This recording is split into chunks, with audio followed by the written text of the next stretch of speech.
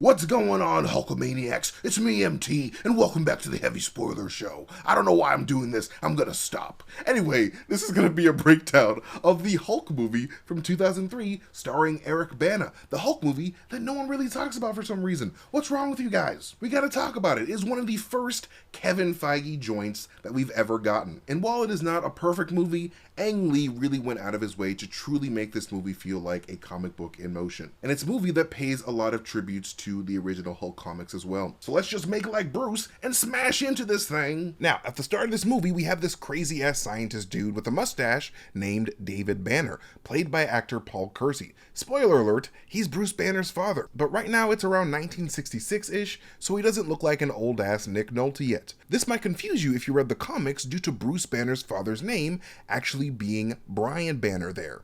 However, the production chose to rename the character David Banner as a nod to the 1978 Incredible Hulk TV show, a show that renamed Bruce Banner to David Banner. David Banner is a bit of a weirdo who is obsessed with the idea of mutating human DNA to surpass the normal limits of man, which is an attribute that we see the leader have in the 2008 Incredible Hulk film. I'm not sure why David is obsessed about this, but I'm guessing it's probably because the Viagra was not strong enough to overcome his inferiority complex. So, in order to do this, David attempts to experiment on the DNA of various animals in an attempt to create the ultimate human being, a human being capable of excelling mankind's biological limitations by evolving them to become something more. And to that end, we see that David Banner has utilized jellyfish DNA in order to replicate that jellyfish's immune system within a human subject. And we'll soon come to find out that the jellyfish's green bioluminescence would be responsible for the Hulk's green skin. Starfish DNA was also used in order to achieve human regeneration, in the same way that a starfish can regenerate their limbs, which would eventually help contribute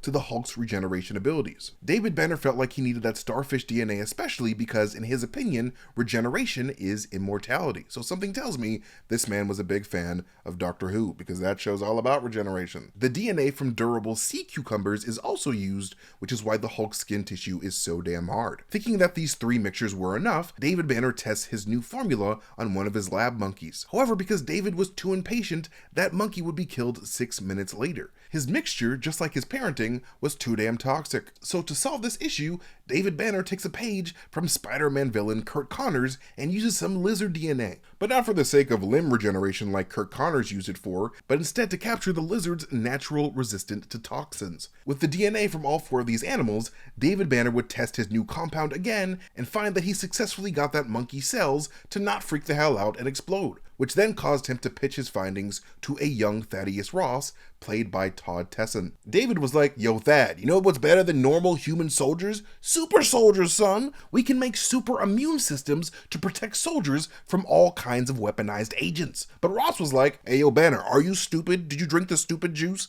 Mutating the human genome is dangerous as hell. And plus, the president told us specifically not to test on humans, and I don't keep a photograph of President Lyndon B. Johnson in my office for nothing. So you can shove your fancy man super soldier science up your asshole, boy." And then David was like, "You know what? Maybe I will. Maybe I'll shove that same science directly up my a-hole." And so he did just that by storming off to his lab and recklessly injecting himself with his compound instead. Because surely there won't be any consequences for that down the line, especially when you goof your mutated DNA into your wife and impregnate her with a mutated baby. And while his wife Edith is having this baby, we can really see for the first time just how much this Hulk movie uses themes of green and purple throughout all of its set design, as the hallways of the hospital are themed green and purple as well, as is Bruce and Betty's lab in the future, with even the computer interface that Bruce and Betty used being themed green and purple. Of course, Ang Lee intentionally did this with a bunch of settings in his movie in order to harken to the green skin and purple pants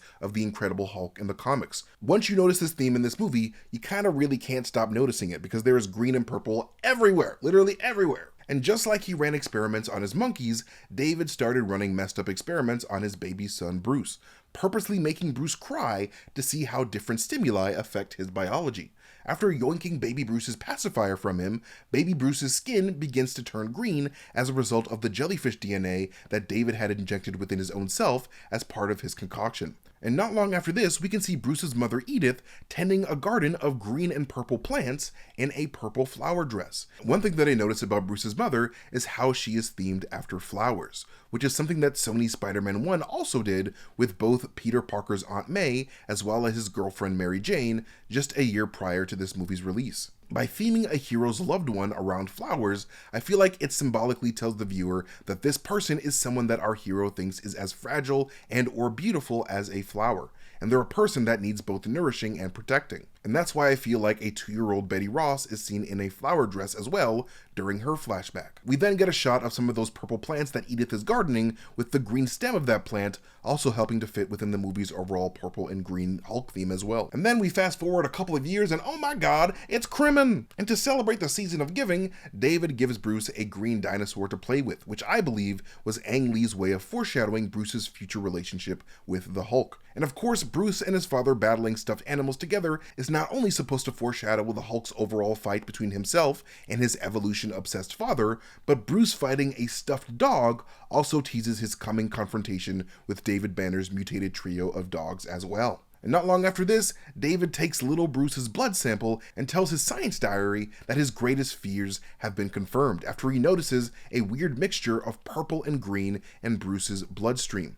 After making his confirmation, David Banner writes in his journal that he will work to find a cure no matter what. Then, after having a conversation with her friend, Edith mentions how Bruce has always been a bottled up child after he has an abnormally calm reaction to getting hurt with a stick, establishing Bruce's overall struggle with expressing his emotions, a struggle that would cause an adult Bruce and Betty to have gone through a relationship breakup later on. But not long after this, a young General Ross angrily bursts into David's office like, "Boy, what did I tell you about drinking the stupid juice? Because it seems like you drank some stupid juice with your stupid pills this morning. Because did I not tell your ass that human testing was out of the question? Because how the hell did I find human blood samples in your office, David? How?" And then David was like, "Psh, I do what I want. You're not my dad." To which Ross replied, "Oh yeah? Well, I'm about to screw you so hard that you're gonna call me daddy, boy. Because you and your porn mustache are off the project." And boy, oh boy, did David not take that well. Not at all. And we see that when David's pettiness causes him to purposely initiate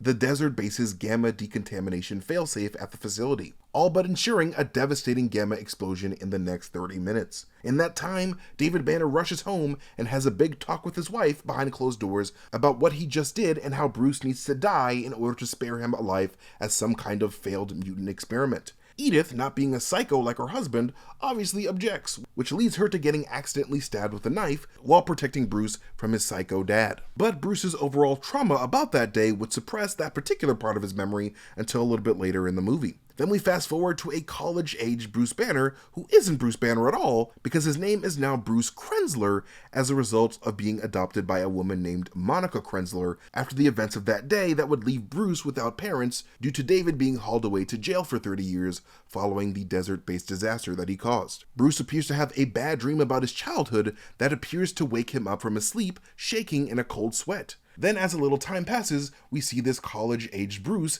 packing for college in his childhood bedroom.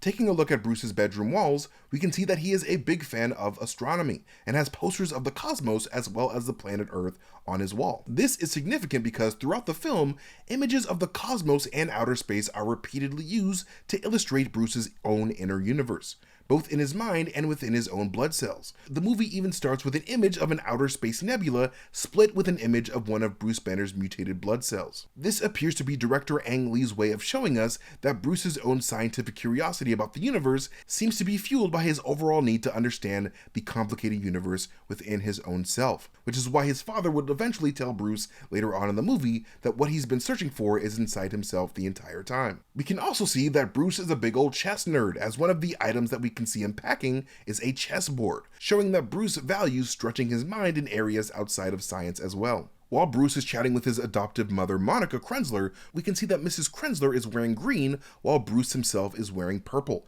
again following that color theme of the Incredible Hulk. Then when we flash forward to modern times, we can see a shaving adult Bruce as played by actor Eric Bana, who was chosen by Ang Lee after he saw Eric Bana act in the movie Chopper from the year 2000. Fun fact actually, even though Edward Norton wouldn't end up playing the Hulk until 2008's Incredible Hulk movie, he was actually asked to play Bruce Banner in this 2003 1983 film beforehand, but Norton would reject the role because he wasn't a big fan of the script.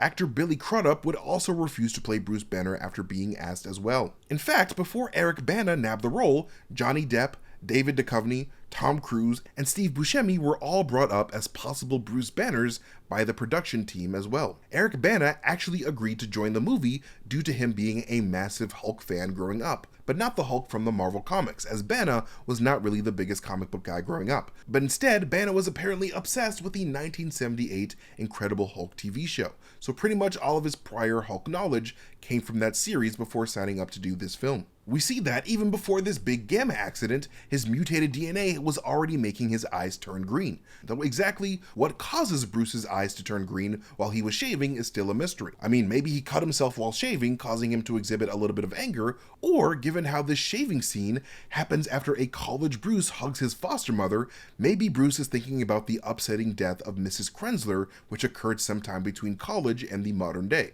Who knows? But after this, we see a nerdy-ass Bruce Banner biking his way to the Berkeley Nuclear Biotechnology Institute, where he works as a genetics researcher alongside his ex Betty Ross and some random useless dude named Harper. When pulling up to the premises, we get an appearance from everyone's favorite cameo king, Stan Lee, who we see playing one of the security officers at the Institute. But Stan isn't the only cameo during this moment, as the 1978 Incredible Hulk himself, Lou Ferrigno, can be seen listening to Stan Lee ramble about how security needs to be tightened up on the premises. And one thing that you'll notice about all the scientists at Bruce and Betty's lab is that none of them are wearing super cliche lab coats like we saw the scientists at Oscorp wearing in Spider-Man 1.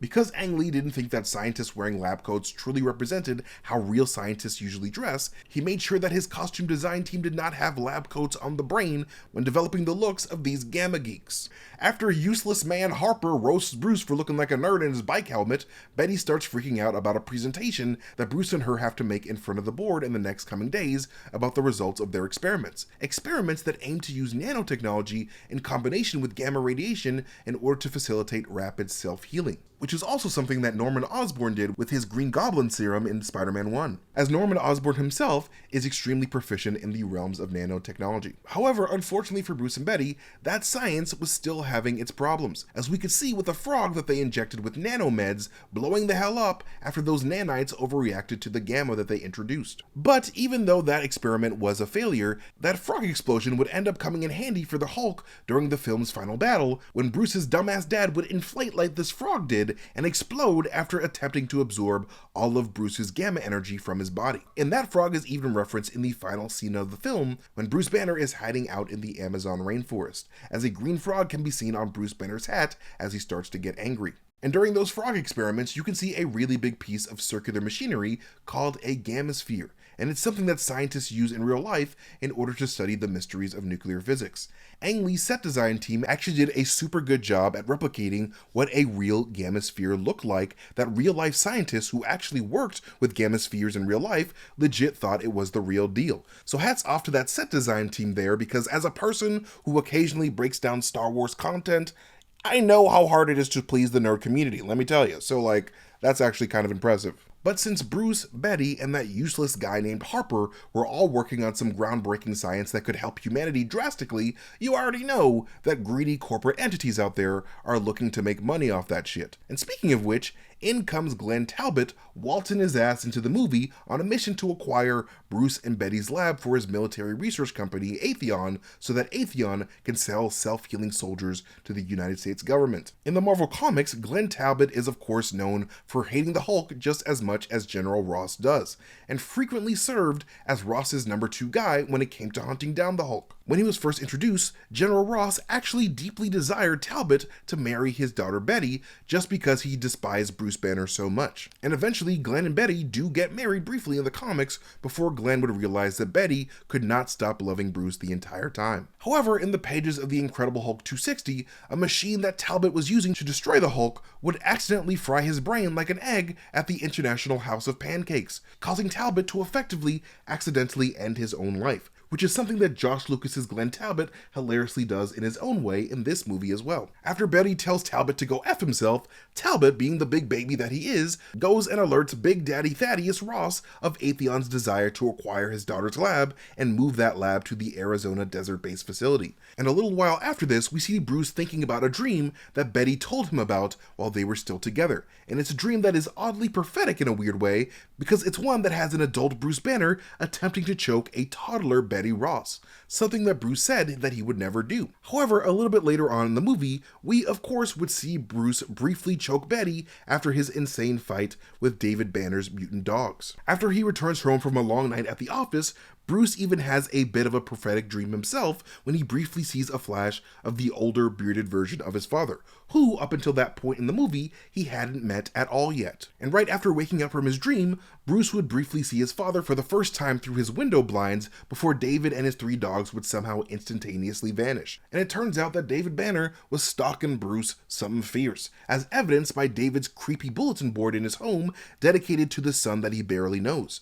On that bulletin board, we can see a bunch of pictures that David had of Bruce during his baby and early childhood days, amongst a newspaper article with a picture of a teenage Bruce detailing how Bruce won the National Science Fair on behalf of the Taft School, and one of Bruce's research papers on molecular self-assembly. David Banner was obsessed with his son and would repeatedly call him his Bruce throughout the movie. And we would learn later on that whenever he said his Bruce, he was actually referring to the Hulk inside of Bruce, and the genetic potential that he instilled in him as a result of his experiments on his own self. But David was so obsessed that he apparently killed the old janitor that used to work at Bruce's lab in order to stalk Bruce's life in the shadows and then steal Bruce's DNA from his desk while he wasn't looking. David would of course use this DNA to help him mutate his dogs into big-ass monsters. The next day, after Talbot threatens Bruce to take over the lab by force, Bruce, Betty, and that useless guy Harper are all preparing to do some more nanomed gamma testing when, oh my god, you guessed it, Harper's useless ass is useless once again, forcing Bruce Banner to help him with an issue with the Gammasphere. However, Harper the useless man would shock himself, triggering the Gammasphere to activate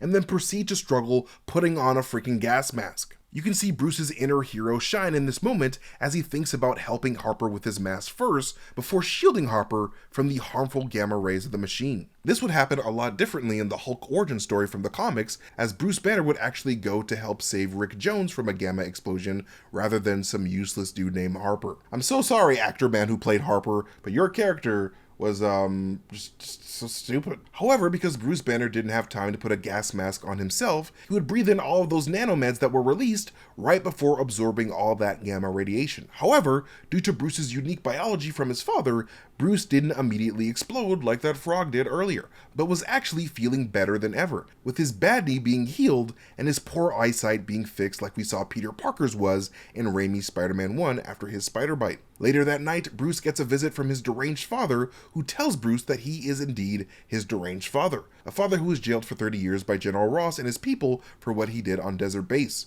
Not sure why he didn't get life in prison for literally causing a nuclear explosion, but I guess the laws were pretty chill back in the 60s.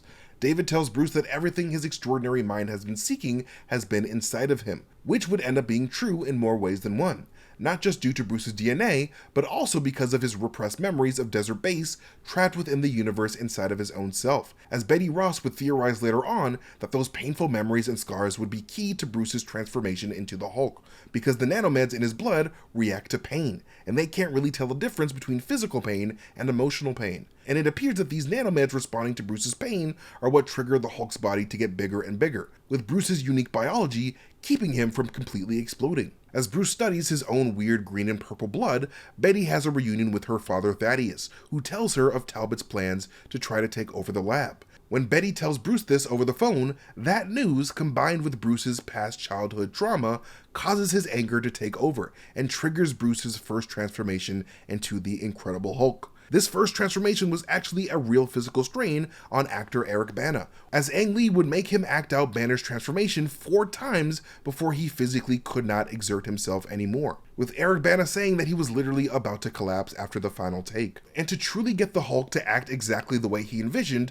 director Ang Lee does a lot of the motion capture for the Hulk himself in this movie. And because the Hulk keeps growing throughout this movie as he gets more angry, the Hulk actually has different heights throughout the film, with this first transformed Hulk being around 9 feet tall. The Hulk would then rise to 12 feet tall during his next transformation, and the transformations after that rising to 15 feet. At his biggest, this 2003 Hulk has a 12-foot waist and weighs over 3,400 pounds, with his weight exerting 14 tons of pressure per square inch. And to accommodate his size, his feet have also grown to a staggering 4 feet and 3 inches, forcing this Hulk to have to shop for a US size 87 shoe if he wants to dress up for the club. And by club, I mean the chess club, because Bruce is a big old dweebus. But then again, I've never seen a nerd that wasn't named Barry Allen run up to 300 miles per hour before. So maybe we should be talking about the fitness club, because god damn. What's even crazier is that every time the Hulk jumps, he can clear around 3 to 4 miles easily, while my ass can barely hop out of bed.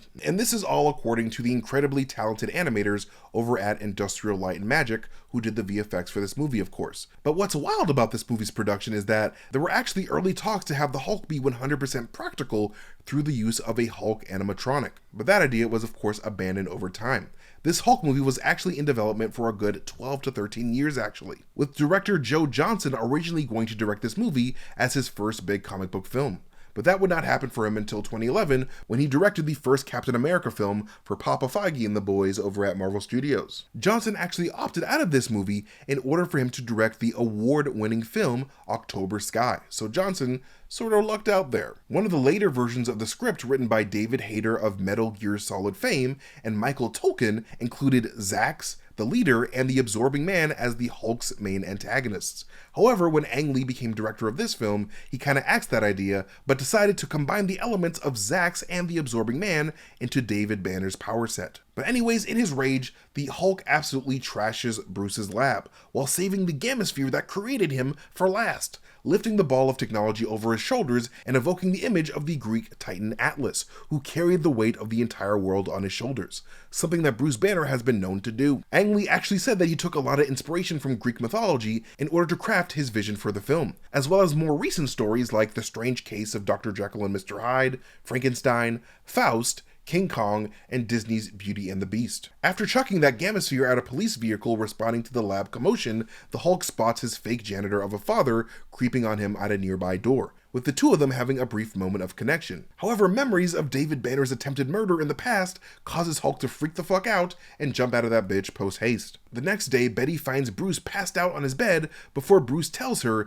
that he had a couple of weird interactions with his janitor of a father, causing Betty to track down David's address to ask him more about Bruce's past and condition. But David gets angry at Betty, thinking that Betty is trying to cure Bruce of something that he sees as some type of divine blessing. Because of this, David would send his mutated dogs after her after having them smell Betty's scarf that he stole. Meanwhile, Bruce gets grilled by General Ross about his whereabouts the night that his lab got destroyed, before heading home and getting a call from his father telling him that his dogs are about to get rid of his ex-girlfriend for good. And while these are both very unpleasant experiences for Bruce, Eric Bana, on the other hand, was having the time of his life. Because for Eric Bana, working with both Sam Elliott and Nick Nolte was actually a dream come true for him, as he regarded the both of them as two of his favorite actors of all time, especially Nick Nolte. Bana noted that he would often get a little bit starstruck while filming scenes with them because he couldn't believe that he was getting to act with people he regarded as Hollywood legends. And while Bruce attempts to leave to help Betty, Bruce gets a visit from everyone's favorite asshat,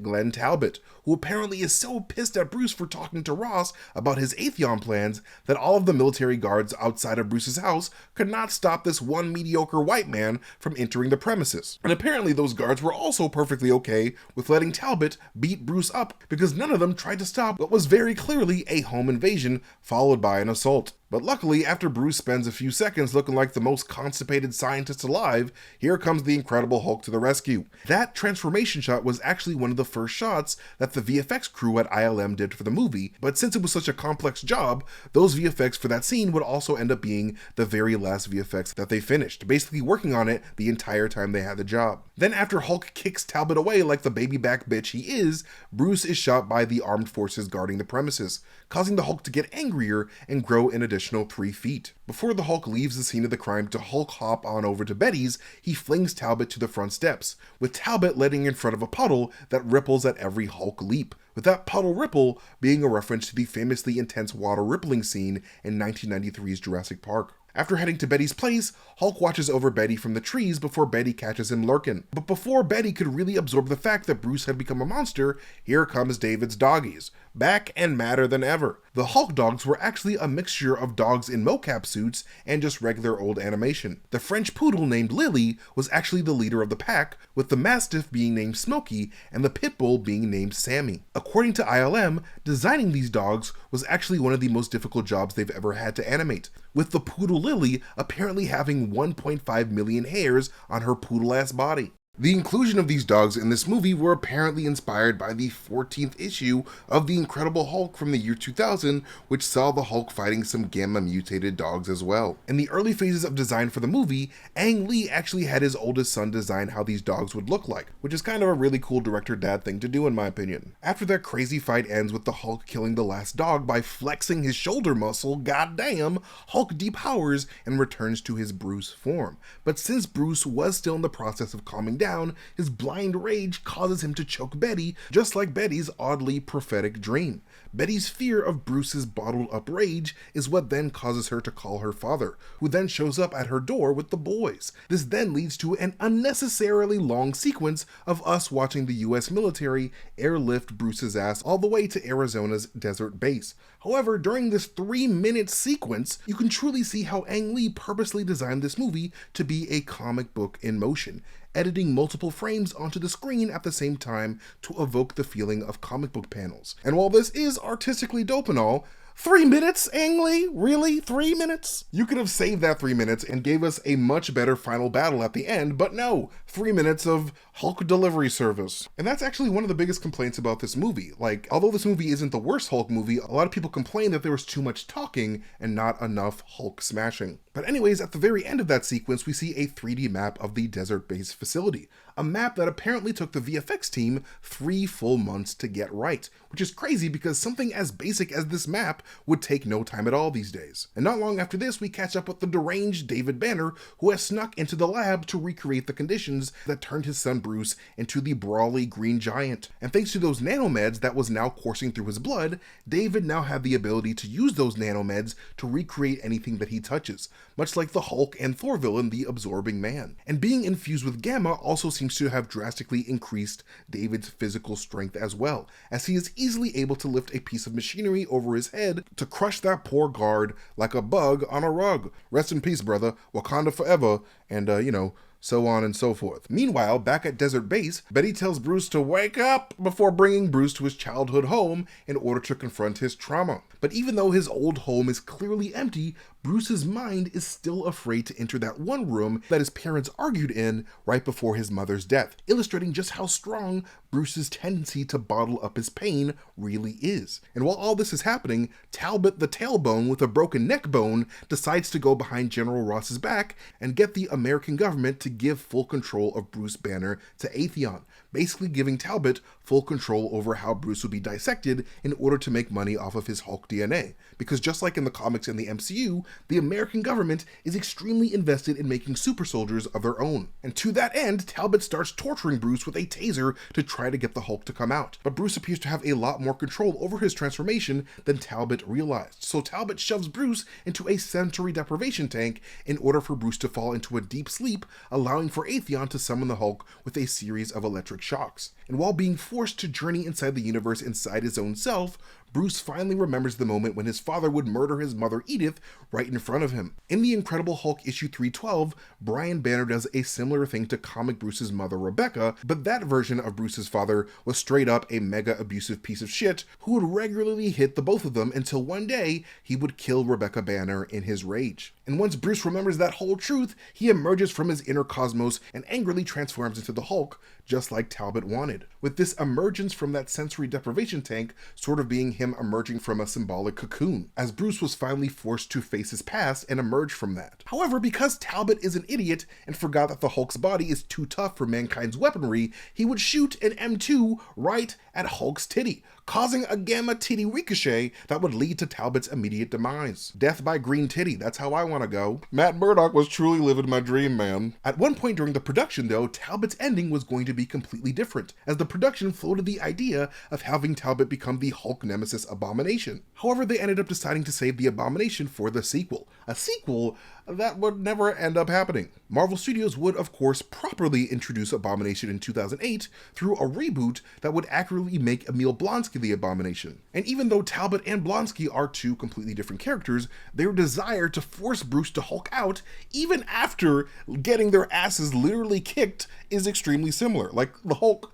literally kicked both of them into the ER, and yet they still wanted a piece of that Hulk action. That's kind of badass if you think about it. But anyways, as the US government chases the Hulk down, I love how, even though Hulk is incredibly angry, he makes sure to not kill any of the soldiers that are attacking him, showing us that Bruce seems to have a lot more influence over the Hulk in this movie than he does in the MCU at first anyway. And after getting rid of those troops in the desert, the Hulk heads on over to the civilian population in California, forcing General Ross to get the okay from the President and National Security Advisor to throw as much as they can at the Hulk. With that movie's President and National Security Advisor being clear parodies of former President George W. Bush and former National Security Advisor and Secretary of State Condoleezza Rice. And during this escalation, the Hulk faces off against a few RAH-66 Comanche stealth helicopters, with this movie's production being the only time these helicopters were ever actively used by the US military, as those Comanches were to be discontinued in 2004. And when Hulk arrives in San Francisco and saves a pilot from crashing into the Golden Gate Bridge, that pilot would attempt to shake the Hulk off of his plane by flying as high as he could towards outer space, causing the Hulk to marvel at the cosmos just like he always did as a teenager before crashing down towards the Earth. We even see the Hulk see some jellyfish in the sky, just like the jellyfish that makes up part of his DNA. We do see something similar to this happen in 2008's Iron Man 1 with Iron Man and Obadiah Stane. And since both of these movies have Kevin Feige as producers, I'm sure this moment in this 2003 Hulk movie could have inspired Kevin to do the same with Iron Man 1. And after Betty manages to calm Bruce down in San Francisco, he is brought back into US Army containment by General Ross, who also foolishly allows David Banner to say his final goodbyes to his son. But all David does is try to get the Hulk to come out of Bruce because he regards the Hulk as his one true son and his greatest scientific achievement to date. But since the goal of David's experiments was to elevate his own self into a godlike being, David Banner wanted the Hulk's power for himself. And to that end, David would absorb the electricity powering that military base in order to become some sort of living electricity, just like the Hulk villain Zax that I mentioned earlier. Bruce is then forced to transform into the Hulk and then fights his father in the sky before landing on the ground and fighting rock and water versions of his dad before that dad starts to drown him in the water. And after telling Bruce that the more he fights, the more of him that his dad absorbs, Bruce decides to take that as a clue to stop fighting his father and to finally embrace all the rage that he's been bottling up since childhood, finally accepting his past. David Banner, not realizing the extent of his son's overall inner pain, demands Bruce to take all of his energy back before inevitably exploding like the frog in Bruce's experiments and becoming nothing but green mists. And after the US military nukes the site of their battle, Ross and the US military assume that Bruce has died from the explosion. However, despite this, reports of Hulk sightings have begun to reach Ross's ears nonetheless, which causes General Ross to ask Betty to tell him if she ever hears from Bruce again. But Betty, of course, refuses and says that even if Bruce was alive, she doesn't want Bruce to get close to her for fear of getting captured again. Like, I really enjoy Jennifer Connelly's performance in this movie because she truly feels like an incredibly smart woman that genuinely cares for Bruce Banner. And I'm kind of really bummed that we didn't get a sequel to this movie with more of her in it. But we would see Jennifer Connelly appear in another Marvel film in the future, as she would of course provide the voice of Karen the Suit Lady in Spider-Man Homecoming, becoming an AI for a superhero just like her husband Paul Bettany did for Iron Man. And this movie, of course, ends with the revelation of Bruce's survival as he helps spread humanitarian aid through the Amazon rainforest. And when his medical encampment gets overrun by thugs, Bruce Banner says his famous line of, "You won't like it when I'm angry," in Spanish. And even though Edward Norton's Hulk would start the 2008 film in South America just like Eric Bana does, Norton's Bruce Banner would struggle to say that line in Spanish, accidentally saying, "You won't like it when I'm hungry" instead, which shows you that those two versions of Bruce Banner are completely different. But anyways, that is it it for this breakdown of the Hulk movie from 2003. Thank you guys so much for watching this video. You guys can find me at Mastertainment on Instagram, YouTube, Twitter, wherever I am on the internet at Mastertainment. But most importantly, follow Heavy Spoilers here on YouTube. And when you do, make sure you hit that notification bell to get notifications for every time we upload a video. But like always, I love you guys so much. You guys are beautiful people for watching this video. And I'll catch you guys later. Bye.